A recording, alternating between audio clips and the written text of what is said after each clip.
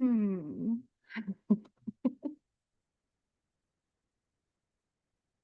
Mirror, mirror in my hand.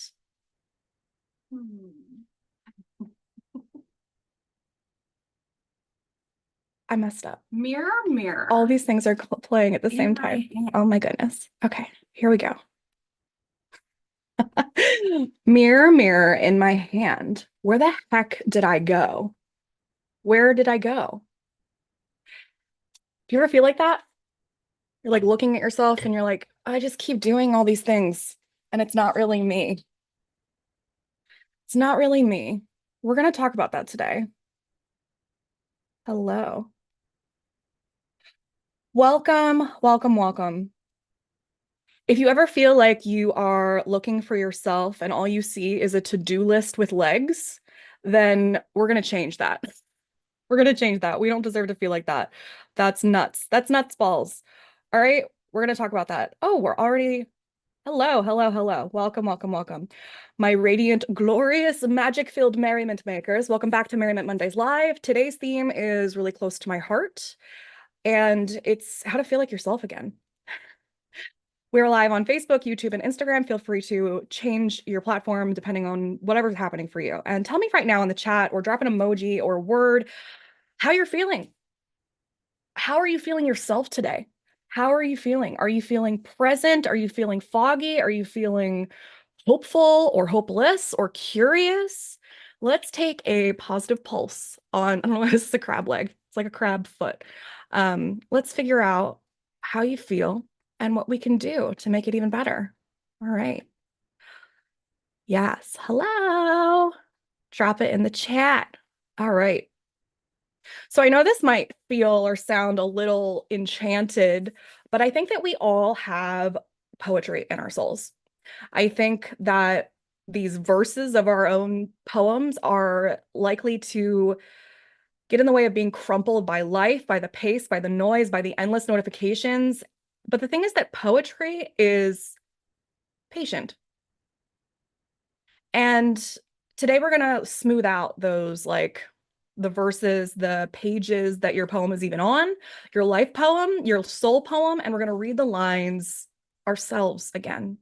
We're going to write them. I don't even know that we need to write them. I feel like they already exist, and we're just going to read our own words. So if you've been feeling disconnected lately, like you're living on autopilot, like you've misplaced your sparkle, or even if you're lonely, I want to tell you that you're not alone.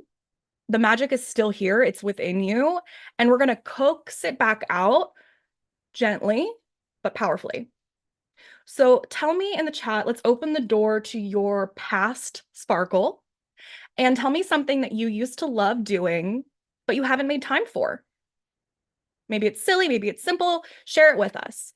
Or alternatively, if you are feeling like you are yourself, you're the most yourself that you are, that you can be, tell me how that's happening. Tell me what your sparkle is now. How are you tapping into that? Or both. We can always have things that we want and things that we are. The difference between self-love and improving. Getting some feeling okay or having a bit of a face emoji. Yes, welcome. Welcome. Hello. Okay. So it doesn't happen overnight though. That's something that I really want to tell you. It really this thing of feeling more like ourselves, of improving, of coming back, really any process is not overnight. And I think when we expect that, we set ourselves up for failure because we're going to be disappointed and have really high expectations for what's supposed to happen and how things are supposed to be and feel. And it's just not true. So no one wakes up and says, you know what, today I'm going to forget who I am. That process didn't even happen overnight. You know what I mean? You probably knew who you were at one point, and then it just kind of shaded, faded, transitioned, transformed into something that slowly becomes unrecognizable. And I think that we have to remember that because of how that happened over time, it's also going to happen over time to come back to ourselves. It's slow, it's sneaky, it's like 1,000 little cuts of being too busy. of being too tired, of being too responsible, right? It's the caregiving that we do. It's masking the things that make us ourselves and are weird. And it's also saying yes when your soul is screaming no. So, research in psychology calls this self-concept clarity. And this is about how when we are clear about who we are, we feel more alive, we feel more confident, we feel more resilient. And the thing is that daily stress chips away at that clarity. And it's our job as humans, as merriment makers, to make sure that we're kind of counterbalancing that and being aware of it. So, social media by design fragments our attention, it fragments our identity. And some studies show that it hijacks our reward system and like it's even more intense and addictive than nicotine. So, it's crazy and it's just something to consider. But it is a cultural epidemic. The antidote is presence, though. The antidote to this fragmentation, to not feeling like yourself, to feeling too busy, too tired, too responsible, too caregiving, too masking, too yes, then you're not no. The antidote is presence. It's being here. It's poetry. It's choosing to listen to the whispers that are inside you. It's re-enchanting, re-romancing your life. And yeah, like it's choosing to listen to yourself when what we do sometimes is kind of like scream back at that voice. And that's not nice or fair to ourselves. So let's name the fog so we can clear it. Signs that you might be disconnected from yourself at the moment are feeling numb or exhausted and like using that as your default setting when you are responding to something. Like, how are you feeling? It's like bad. I'm numb, I'm tired, I'm too much, too extended, too stressed, too scheduled, all of those things. That is kind of like this default response that you have, right? And another sign might be that you're struggling to actually name what it is that you want. What is it that you actually want? Not what you should want, but what you do want. And being able to clarify the difference between those things and actually knowing what you want, right? Like if you don't know what you desire, if you don't know what your goals are, if you don't know what you want to do, then there's really a big disconnection happening between your consciousness, your body, and your ultimate self. You might also experience like isolating and zoning out as an escape and then complaining that we're lonely, you know? So that's another thing. We can also be people pleasing in a way that is, it happens so much that you ultimately become a shell of yourself. You don't even know what it is that you do want. And also you can have these feelings of kind of like depersonalization or almost like watching your life like you're not even in it. Do any of those things sound like things that you have gone through or are currently experiencing? The thing is, though, we all, I think, at some point will experience one or all of these, maybe all together, maybe over time. And you're not broken for experiencing these things. You're not lazy. You're not failing. You have been surviving, right? You've been in hustle mode, in people pleasing mode, in caretaker mode. And the thing is that I know this to be true deep in my bones. We cannot think our way back to our essence. We have to feel it back. We have to get in our bodies. We have to know. So, do any of these feel familiar? Which one is the loudest for you today? Not knowing what I want? Yes. Okay, we have the habit of checking in with yourself is helpful, writing something private, meditation, walking alone. Beautiful. Yes, yes, yes. And tell me anything else that it's coming up. We can integrate it. Okay. So let's break this down into some steps. We all love a list, right? One, break the rules you didn't mean to follow. So many of us are living by these invisible rules that we never agreed to. I have to earn my rest. Making money is really hard. I am ill and will never get better. It's too late for me to change. I'm too old. I can't afford to slow down. And while your circumstances are very true, very real, and need to be addressed and not avoided, these are still beliefs that can be shifted, transformed, even manipulated if you want to look at it like that. And we have to look at these kinds of statements of these feelings, these beliefs as lies, as lies. And sometimes because you believe that they're super true, you kind of need to lie again in a different way, but in a more positive way. We can lie to ourselves and say, like, that Delulu is the Salulu, right? So we can lie and say, no, I do not need to work so hard to make this. Rest gets to be something that I love doing. Money gets to be easy. My body gets to heal. I can afford this. I need this, right? So the shifting, really, those affirmations that we use, the intent of those isn't just to say them. That doesn't do any magic. It doesn't do any actual transformation. The point of it is to kind of identify what the hold and block is, and then create a new positive one, and essentially lie yourself into believing it. And as you do that trick, the fake it till you make it, so to speak, you end up walking the same talk. You end up saying, like, if I tell myself that I'm so confident, then I will be. You start acting like that. So there's a less of a cognitive dissonance. And one of the things that makes us feel so upset, so depressed, so anxious, so lonely is cognitive dissonance of having things that you don't know that you want and not being able to articulate them. And basically, like, not really just living the way that you think that you are, saying that you're this kind of person and then living in a completely different way. You create a cognitive dissonance, and that creates all of these negative feelings that we mentioned earlier, right? It just reinforces them and more. So I've been recently really inspired by Mark Manson's very new announcement on his podcast about how he's just discontinuing the podcast and starting something completely new, and how this is something that is technically a horrible business decision from the standpoint of he's in the top 400 podcasts in the world, and he's just like, I don't care. This sucks. I don't like doing it. There's so many things about this that I really dislike, and I'm not going to do it like that anymore. And then also, I love Gala Darling. She has transitioned so many times, and she's walked away from cash cows as well, just to follow her heart, right? And they may have walked away from these wildly successful projects, but it's because they refuse to betray their values.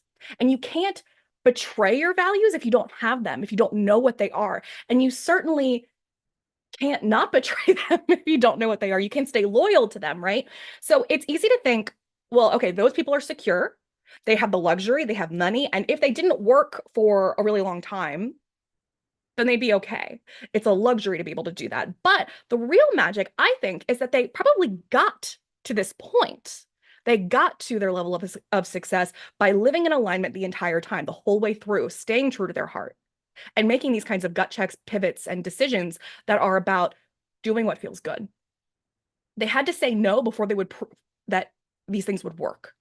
And they shed what wasn't theirs to carry, not in their zone of genius, what didn't make them happy. So what's for you something that you've been following, a rule maybe, a social norm that isn't actually yours? It's not something you believe in. It doesn't make sense for you. Put it in the chat and let's declare it out loud. And then how can you shift that into something positive, something that actually feels good for you? Positive meaning that it's true for you. It's your truth. So what's something that doesn't feel good to you that you've been doing, that's like a norm or a rule that you've been following and you don't even know why? And how can you reverse that? Let's talk about that in the comments. Remember, as Robert Frost said, I took the road less traveled by and it made all the difference. This is important. You are a weirdo. You are a very different kind of person. And there's no reason for you to be following rules that don't make sense. And it's true for all of us. So here's another fact. What makes you feel like yourself isn't polished perfection. So it's your quirks, it's your sparkle, it's your oddities, it's your weirdness. So like for me, I love glitter. I love loud colors. I love random joy installations on street corners. I love feeling mentally stimulated, but physically calm. I love expanding my knowledge. I love learning. I love being curious. I love dressing loudly, all these different things. And that's when I feel like Mary. I feel like Mary when I'm being a contrarian. I feel like Mary when I'm challenging. I feel like I'm Mary when I'm seeing a duck in the wild. I feel like Mary when I I find people who allow us to disagree, right? Okay. So, what I mean by all this is that when I amplify myself, when I know who I am, when I know what feels good, when I know what my weirdness is, that's how I amplify it. And when I amplify it, I attract people who are meant for me, meaning I leave my house. We have to leave our house.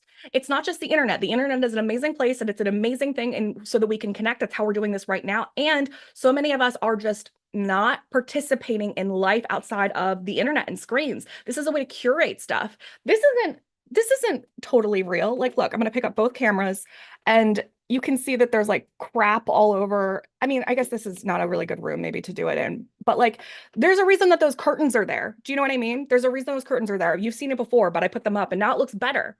But I am like they have different kinds of names for the ways that people organize. And um, I'm what you would call like a bumblebee in that scenario, meaning that I have all these containers and things that I know what they are and how they look good and or how they go together, that they're categorized, but then I put them in containers. And that's also a different sometimes it's a ladybug where it's like everything, it looks nice on the outside, but on the inside it's a mess. So there's two different ways of that I can kind of do that. And you can also look that up if you're interested. The other ones are a butterfly and I think it's a cricket. So anyway, tell me like what your flavor of weird is. You know, when I am again, when I'm amplifying my weirdness, I am attracting people who are meant for me. And I know that sometimes that feels really vague when people say like I'm attracting what is meant for me. But what it means is that when I put crap out in my yard and make my yard look like a wonderland, people are like, "Oh, what is that? I need to stop. I need to look." And then they come over and they're like, "Hmm, that person probably likes this too." Or I can see that they like this. And that's how they reach out to me to do something. They'll offer me a job. They'll say, "Hey, you want to talk?" And then I'll learn more about them. And then I'll learn about a new thing through that. Or I'll just make a friend. But I do that by being me very much. And the same way that, like, if someone, like I saw someone yesterday who was in this like wonderful goth outfit, it was so intense. And that person is going to attract very different people than I attract. It doesn't mean that they're better or worse or different kinds of things. You know, it's just like that's what you're attracted to. And you're going to get more of that when you put it out there. But if you're just in sweats or you're not going out or you're not declaring what it is that you like, if you're not having an opinion, why don't we have opinions anymore? We're so scared of being canceled that we can't disagree. We can't have opinions. We can't make a decision. And that's not good for us. And it's also not good for your connections and for establishing things longer term. You have to have an opinion and be courageous enough, vulnerable enough simultaneously to say it out loud, to declare it, and then isolate people and attract them through that. It's your clothes, it's your decor, it's your statements, it's your vernacular, it's so many different kinds of things. But if you're not engaging in any of them, no one will engage with you. So when I amplify my weirdness, that's what I mean by it. I say I attract things and people that are meant for me. And I also repel people who don't like it. There are people who hate how bright I am, both like metaphorically and physically. And that's okay because it's not going to work out. It's not going to work out, whether it's in a romantic relationship or in a client relationship or just listening to me, you know? And both are very valuable. So what's your flavor of weird? Tell me in the comments, drop a word or emoji that is capturing your essence or something that is like declaring your weirdness. Make an opinion right here. You're safe. Say something. It can be controversial. I don't even care. Just make an opinion. My favorite comedian, Pete Holmes, has this great bit about fuck vanilla. And it's not what you think. Not like vanilla ways of living, but although it kind of does work in a double way like that. So he says, you know, when he's doing stand-up, he says he has this fuck vanilla mentality, meaning that if someone asks him, what is your favorite ice cream? Or do you prefer vanilla over chocolate? He'll say, I like chocolate, fuck vanilla. And so often at this point in the world, the way that people are, the way that I notice people having conversations online and in person is like, oh, well, me as a person, I guess that I would prefer chocolate. However, I do find value in vanilla. It's not that it's bad. I don't need, and you need to like disclaim and do this whole verbal crap about how much you still have space for vanilla. And it's so stupid. It's so stupid. And the thing is that Pete Holmes doesn't actually hate vanilla. He doesn't, but he's preferring chocolate and he's doubling down and he's making an opinion. He's making a decision, and you need to be able to do that. Remember that your weirdness is your wisdom in disguise. Okay, I'm going to read some of these comments. Watching TV all evening. So that's a rule that you've been going by, a standard, a norm, something that we're doing. And maybe it's not even uh, externally imposed, but it's something that you're doing that you don't want to do anymore. That's really important. I love that. I love that one of the things that happens in our lives is that we kind of just like go to the things that we go to, and then we come home and then we don't do anything else. You know, we work from these hours and then we just consume crap. bad food, bad or just crap food, crap media, doom scrolling, news, all of it. And it's like, how is that lighting you up at all? One of my favorite things about the mixers that I host in person is that they're on a weeknight. So a lot of times we think that we have to live for the weekend, but mixers are something, one of the best and most recurring feedbacks that I've gotten from doing the in-person mixers is, I love that this gave me something to do on a Wednesday night. There's nothing to do. First of all, that's not true. Challenge that there's nothing to do. But find something to do. No one is telling you that you have to stay home. No one. No one is telling you that you have to watch TV and that we have to do these things. But becoming aware of something that you dislike means that you're irritated, means that you do have a value. So dig deeper into that. What is it that is upsetting you about that even more? Just like word vomit, word associate, journal, say it out loud and be like, I don't like doing this because it's draining, because it doesn't feel helpful, because it doesn't light me up, because I feel worse after, because I wish that I was working on my book or my project instead, and I'm not. And all the time slips by because I'm watching media and just collapsing. And how can I increase my energy to do that? You are capable of more than you give yourself credit for. Okay, now we're getting some declarations of our flavors of weird. I am a computer and a sci-fi geek. I'm a very chill Christian on the political left.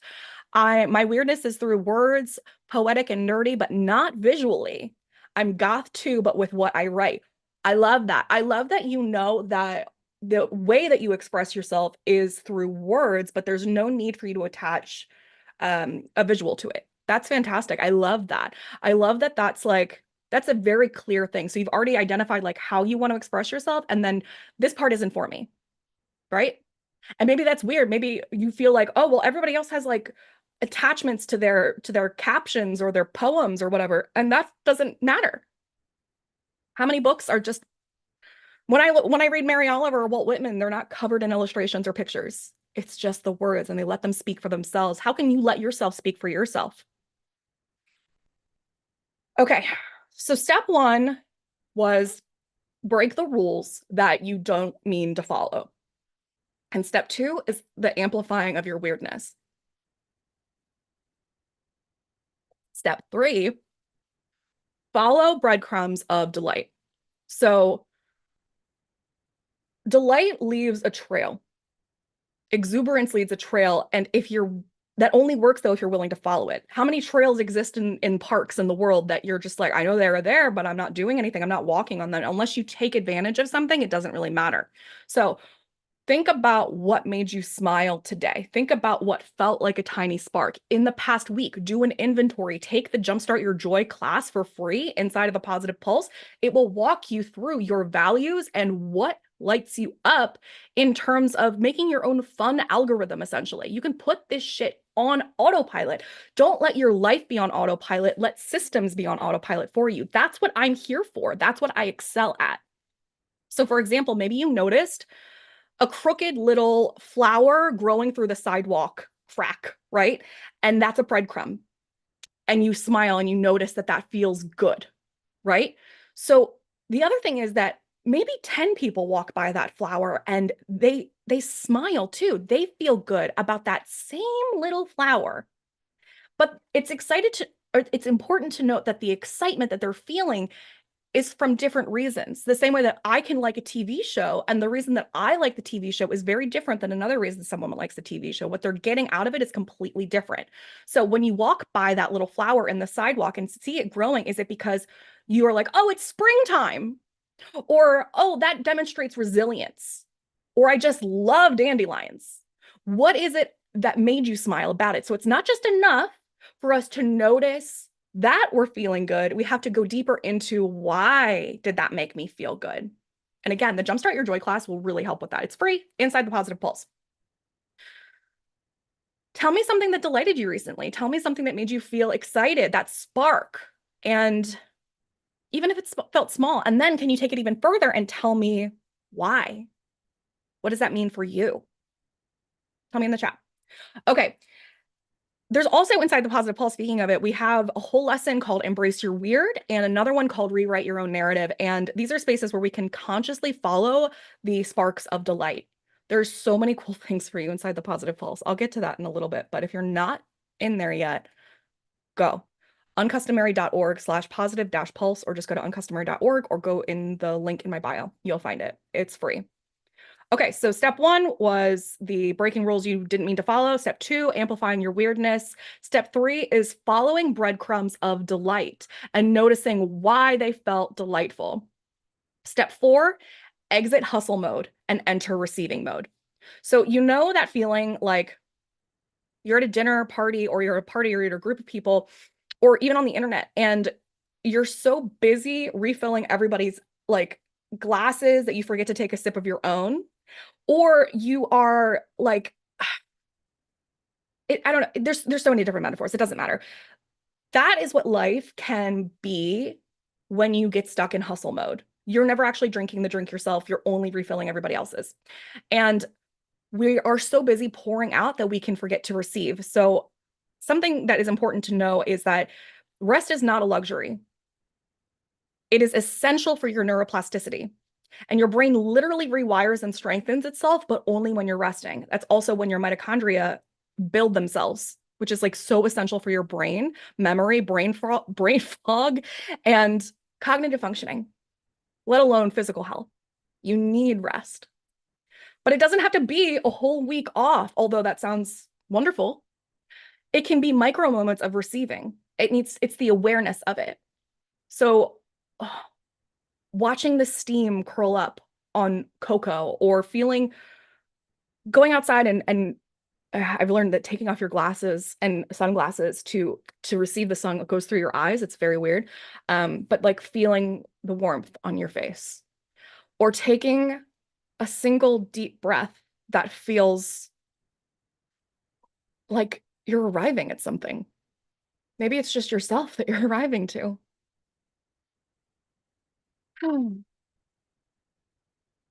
What's your favorite tiny pleasure? Not a guilty pleasure. We don't even need to call it a tiny pleasure, but let me know. Like, tell me what makes you excited. Rest is not a reward for hard work. It is fuel for aliveness, for exuberance, for joy, for productivity, even.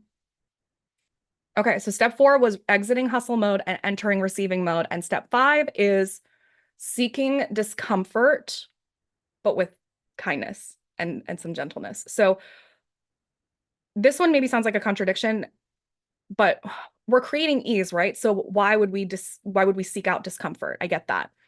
And the thing is that because comfort is wonderful, but too much of it breeds stagnation, right? So that's one of the reasons that I love saying that I feel my ideal state is feeling physically peaceful, physically comfortable, but mentally engaged, stimulated, alive, awake. So comfort, like in my body, is wonderful, but if I'm stagnant in my brain, that sucks. Or sometimes vice versa. Sometimes I need to rest my brain and move my body. Yes, so we grow at the edges of ourselves. It's like exercise for the soul. And not all discomfort is chaos. It is growing pains for expansion and transformation and how you will show up, how you will help, how you will not just feel good, but do good. So like wearing bright clothes when you're used to wearing neutral colors, speaking up in a meeting when you're normally staying quiet, dancing in your living room when you're convinced you're not a dancer or that you can't move. Challenging your own beliefs is a form of discomfort. And if we do not have discomfort, we will not have any sort of expansion. You don't need to be in a state of discomfort all the time, but most of us avoid discomfort in assuming that things are just going to work out. We avoid being in an acute state of discomfort because we're not willing to feel it. We think it's too hard. And you can do hard things. And the thing is that you're really just choosing a different kind of discomfort because if you really want something, if you're really unhappy with something, you're already uncomfortable. So why not choose the discomfort that works for you? Think of a butterfly. The chrysalis is not cozy, I would imagine. It looks like it sucks. It's really gross, like mucusy and weird, and they're all huddled up in there and are literally changing to be something completely different. It's tight and dark and constricting and gooey, but it's necessary. You can't skip this squeeze to be yourself. You gotta let discomfort in. And remember, you're already uncomfortable, so let's choose the kind that works for you, the kind that helps you. So, where in your life, tell me, is there a tiny squeeze of discomfort that could be an initiation to grow? Remember, like earlier when you said things like, I don't want to watch TV all evening, that answer to like, what rules have you been following? That's a kind of discomfort. So, you're choosing one kind of discomfort over another. And the beginning of something new will always be uncomfortable, but that doesn't mean it's not worth it.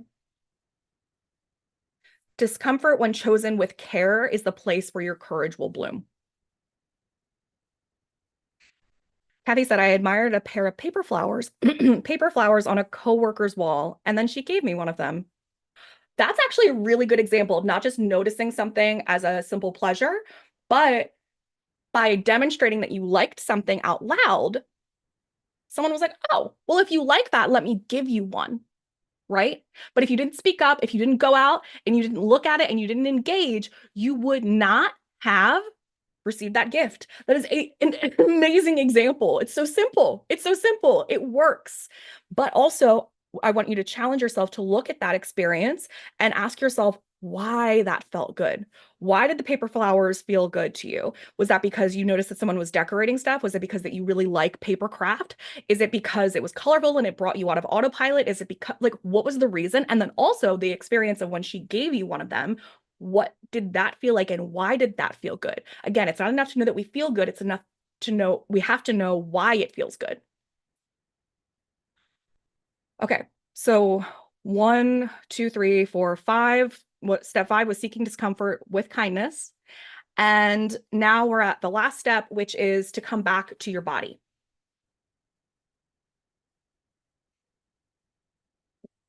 You can't feel like yourself if you're only living in your head. You have to come home to your body. Embodiment is not big and flashy, it doesn't have to be. It's not running marathons or 90-minute yoga classes or pole work or anything. It can be all of those things, but it doesn't have to be. It's subtle and it's sacred. And it just needs to make sense for you. It's the awareness. So maybe you notice, like we talked about the crooked little flower in the sidewalk, right? Growing up through the crack. We know that's a breadcrumb. But the magic of knowing why that feels good is very helpful. And I'm mixing metaphors now. It's okay.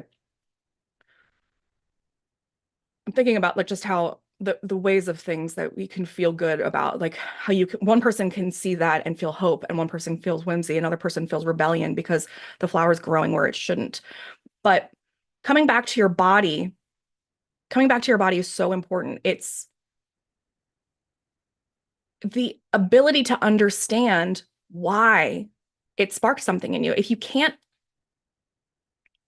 identify your emotions and your sensations in your body, you're not going to be as effective at figuring out what feels good for you. You're not going to feel like yourself again. So we need this processing of like somatic awareness, like physical awareness. connecting from your mind to your body. You're not just here as a floating head to have a to-do list and your body moves you from room to room. There's so much available for you in your body.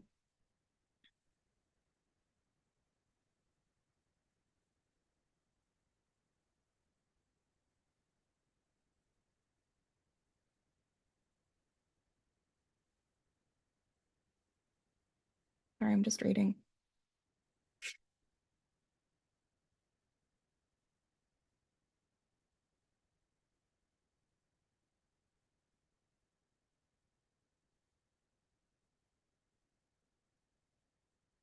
So, okay, let's think about coming back to your body. In the Merriment Makers, I have like the somatic awareness practice. It's guided, it's audio. I explain how it works, why it works, how to do it, and I walk you through it. And that's one of my favorite resources in the Merriment Makers. The embodiment chapter, the module is the first thing that's up. Um, and it really is just, you can't feel like yourself if you're not in yourself. Do you know what I mean? So drop back into your body. And ways to do that are stretching, like right now. You can place your hand on your heart, say your name out loud. Remember that you're physically here. Use my kinds of reminders as encouraging existential crises, thinking about how, oh, you are on a spinning rock. You're on a spinning rock and you are in outer space. And then think about the cosmos. Think about how big the sun is.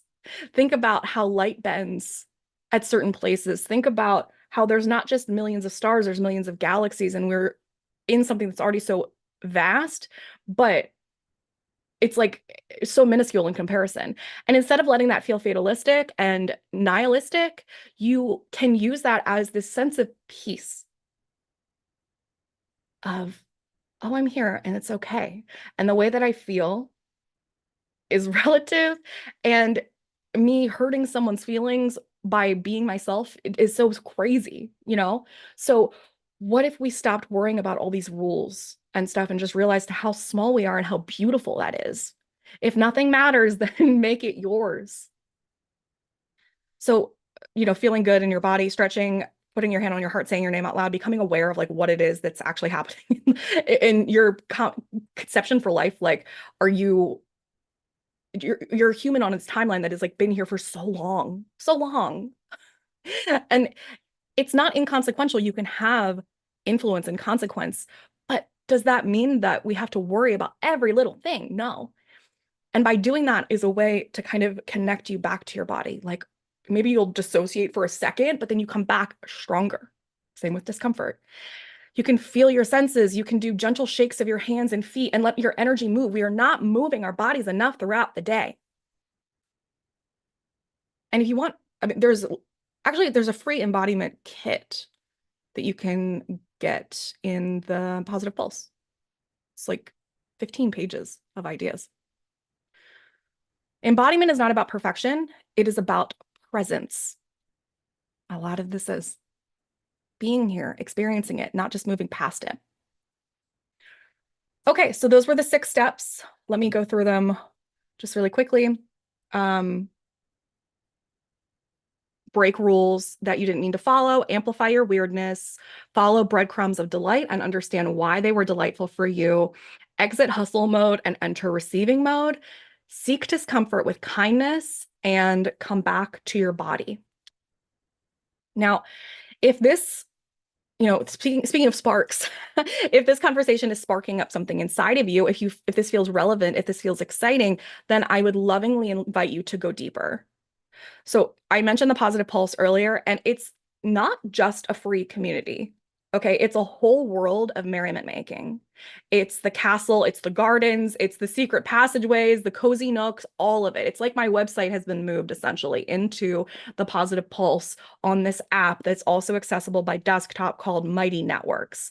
And the free happy library that we talk about of the resources, that's just like the front door of the Positive Pulse. But inside, you're also going to find the courses and the upgrades and the workshops and the secret discounts and the behind the scenes magic, the joyful chats, and most importantly, people like you. But again, it doesn't work if you're not messaging people. You have to do stuff. But The Positive Pulse isn't just a place to get like free resources. It is a very interactive, like user-friendly space to figure out, oh, okay, well, I like this. Let me figure out how to do this now. And everything I create now lives inside that hub pretty much. I'm still in the process of transferring the merriment making program over there, but it's all happening this year. And if you're not there, you're honestly missing out on a whole ecosystem of support and play and transformation. And again, if that's something that you say that you value, then do it. Don't just say it, be about it. And it's also the place where I share the first invitations to every program, early access, deeper nudges like today's. So don't just sit on the welcome mat. Come inside the Positive Pulse. It is free to join. There's just like more expansion available for you in the Go Further section. And if you're already a part of the Positive Pulse, let me ask you, did you love the 1 minute joy challenge? Did you want more of this magic? Do you want to feel like yourself, not just today, but every day? Do you want to support this community so that it can stay alive and thrive? So if you're nodding, if you feel in agreement with that, then you are exactly where you're here to be, where you're supposed to be. And like I said, this is just the welcome mat of the Positive Pulse. And I want to invite you to come in and explore the gardens and the grounds and the whole house. And I have spent nearly 20 years almost now, I can't believe how old I am, studying psychology, and over a decade, 13 years as a professional merriment maker. Actually, this will be, I think that's right. I don't know. I'm not doing math right now. And really just my whole life has been a way to transform pain into purpose. So inside of the paid programs, there are additional ecosystems of courses and programs and events and joy injections and perspective shifts and real cheerleading and no bullshit. It's my heart. It's everything. And the thing is that the Positive Pulse will always be free, but creating it, nurturing it, and keeping it alive takes energy and love and time and money. And your investment in upgrading to a program by supporting a $5 mixer is a way that keeps this garden growing for everyone. Because my paid program, the loyalty needs to come there first. It just does. That's just how things work. I wish I had a million energy percentages and infinite time and infinite money, but I don't. And I'm just saying, if we want to keep this going and we want to even do better for ourselves, then we need to consider the upgrade.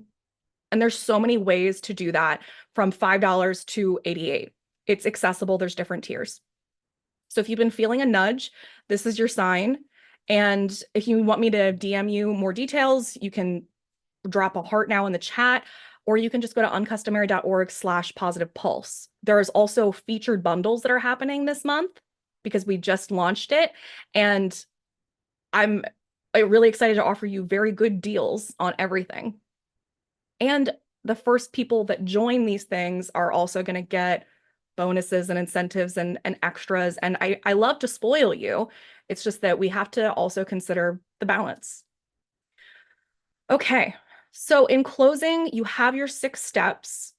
I want you to feel as much like yourself as possible.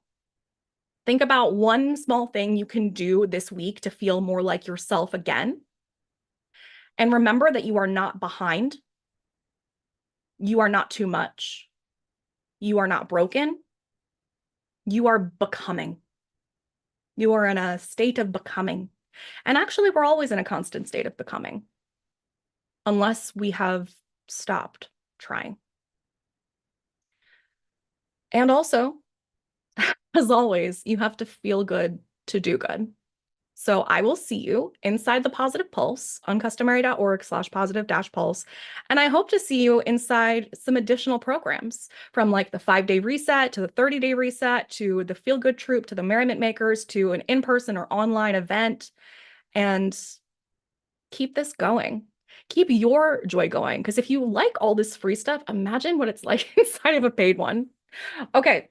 See you inside the Positive Pulse. Until next time, keep following your spark and make opinions, challenge things, and figure out why stuff feels good.